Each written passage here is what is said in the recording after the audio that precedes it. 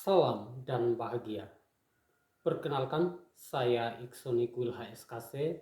Saya mengajar di Sekolah Dasar Negeri Nispukan, Kecamatan Insana, Kabupaten Timur Tengah Utara. Seiring perkembangan zaman dan percepatan teknologi digital melesat begitu cepat dan tidak terbendung apapun, maka sebagai seorang guru, kita perlu melakukan inovasi pada pembelajaran agar sesuai dengan perkembangan zaman tersebut.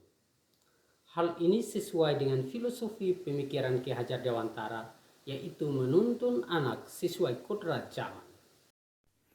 Pada kesempatan ini, izinkan saya berbagi praktik baik tentang pemanfaatan media pembelajaran berupa multimedia pembelajaran interaktif yang dibuat oleh saya menggunakan Canva for Education untuk menunjang proses pembelajaran. Berikut ini saya perkenalkan bagian-bagian dari multimedia pembelajaran interaktif yang saya buat. Media ini dibagikan berupa file PDF melalui WA Group agar dapat diakses oleh peserta didik di sekolah, rumah, maupun di mana saja. Ketika peserta didik klik pada tombol yang ada pada file PDF, maka media akan langsung tampil halaman depan seperti gambar yang saya tunjukkan. Kita lihat di sini hanya terdapat satu tombol start, dan ketika peserta didik klik pada tombol start, maka akan tampil navigasi-navigasi pilihan bagi peserta didik. Di sini lengkap ada 7 navigasi. Yang pertama, tujuan pembelajaran, ada materi berupa teks, ada tugas diskusi, ada kuis, ada juga materi berupa video, dan ada ice breaking serta sumber materi. Kita lihat lagi navigasi-navigasi tersebut. Ketika peserta didik klik pada tujuan pembelajaran, maka peserta didik akan langsung diarahkan menuju ke halaman tujuan pembelajaran. Kemudian setelah memahami tujuan pembelajaran, kita bisa klik kembali ke home atau kumpulan tombol-tombol navigasi yang tadi. Kemudian ketika peserta didik klik pada materi, maka di sini akan terhubung dengan materi berupa teks bacaan disertai dengan gambar-gambar. Kita lihat di sini lengkap dengan navigasi mau maju ataupun mundur, sudah lengkap. Kemudian ketika selesai mempelajari materi, peserta didik bisa klik kembali ke home. Setelah selesai klik pada home, maka akan kembali ke halaman utama. Lalu di sini juga ada materi dalam bentuk video. Ini disediakan bagi peserta didik yang hanya ingin mungkin tidak sempat membaca atau tidak mau membaca, mereka bisa menonton video yang berisi tentang penjelasan materi yang sama.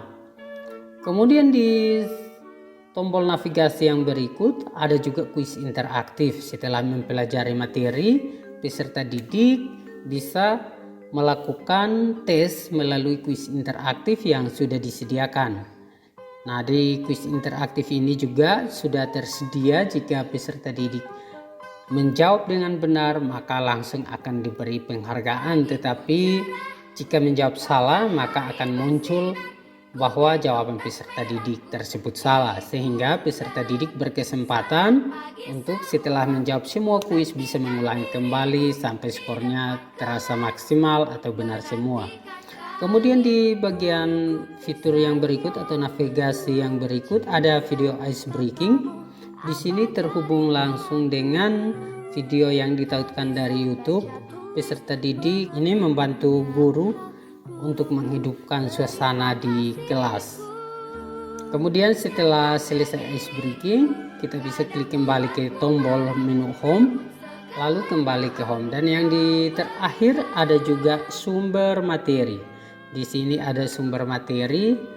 Ketika kita klik, tampilannya akan seperti ini, dan setelah melihat sumber materi kita bisa kembali ke menu utama.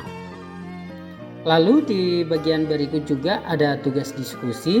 Di sini sudah ada tugas yang tersedia.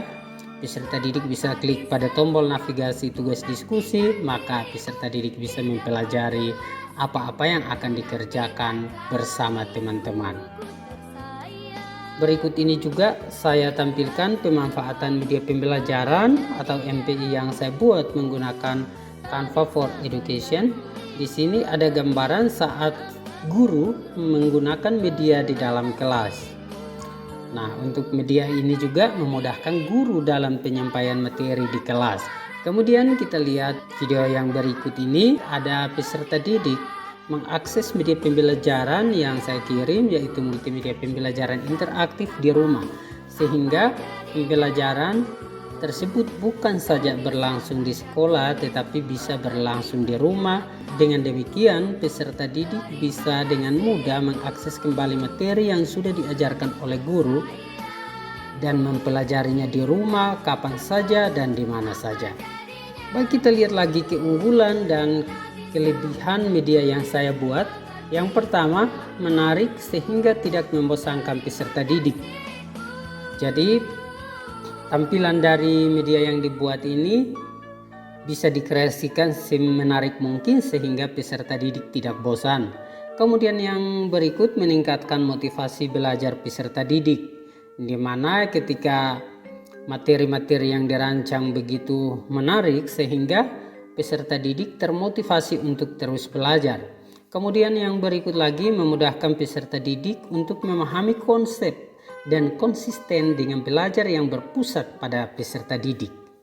Dan yang berikut lagi, membantu memvisualisasikan ide-ide abstrak. Serta yang terakhir, dapat diakses oleh peserta didik kapan saja dan di mana saja. Media pembelajaran ini memudahkan guru dan peserta didik dalam proses belajar mengajar. Peserta didik bukan hanya saja belajar di sekolah, namun peserta didik juga bisa mengakses kembali materi yang dipelajari di rumah dan di mana saja tanpa terbatas oleh ruang dan waktu. Sekian dari saya, terima kasih. Perkenalkan, nama saya Rafael Usfomeni, siswa SD kelas 6. Media pembelajaran sangat menarik dan saya bisa belajar di rumah, sekolah, dan di mana saja menggunakan media ini. Terima kasih. Perkenalkan, nama saya Muhammad Ikromoy.